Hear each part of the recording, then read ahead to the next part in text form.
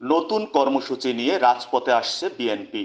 সরকার পদত্যাগের এক দফা দাবিতে আন্দোলন করছে বিএনপি। এবার নতুন কর্মসূচি নিয়ে শিগগিরই রাজপথে নামতে চায় বিএনপি। এর আগে নানা কৌশলে সাংগঠনিক শক্তি বাড়াতে চায় দলটি। সেই লক্ষ্যে নেতাকর্মীদের ঐক্যবদ্ধ ও উজ্জীবিত করতে তৃণমূল পর্যায়ে সফর করবেন বিএনপি ও অঙ্গ সংগঠনের নেতারা। দেশের তরুণদের সম্পৃক্ত করতে ছাত্রদল, যুবদল, স্বেচ্ছাসেবক দল ও কৃষক দলকে সক্রিয় করা হচ্ছে। বিএনপির ভারপ্রাপ্ত চেয়ারম্যান তারেক রহমান গত রোববার চার সংগঠনের শীর্ষ নেতাদের সঙ্গে ভার্চুয়াল মাধ্যমে বৈঠক করেছেন।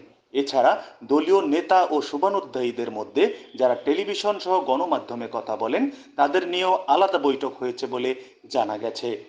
এদিকে যুগপৎ আন্দোলনের শরিক দল ও জোটের শীর্ষ নেতাদের সঙ্গে বৈঠকের পর আন্দোলন ইস্যুতে তাদের বিভিন্ন প্রস্তাব ও মতামত পর্যালোচনা করেছে বিএনপির হাইকমান্ড।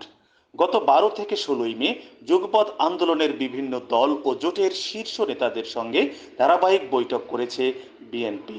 এসব বৈঠকে যুগপৎ আন্দোলনে জামায়াতের অবস্থান সহ নানা বিষয়ে আলোচনা হয়েছে। পাশাপাশি দেশের অর্থনৈতিক অবস্থার অবনতি ও রিজার্ভ সংকটের খবরে উদ্বেগ প্রকাশ করা হয়েছে। বিশেষ করে দ্রব্যমূল্যের ঊর্ধ্বগতি নিয়ে নতুন কোনো কর্মসূচি দেয়া যায় কিনা তা নিয়ে আলোচনা হয়েছে। জানা গেছে, দ্বাদশ জাতীয় সংসদ নির্বাচন পরবর্তী পরিস্থিতিতে দলীয় নেতাকর্মীদের উজ্জীবিত করতে জেলা সফরে উদ্যোগ নিয়েছে বিএনপি। ডেস্ক রিপোর্ট, ভোরের আলো।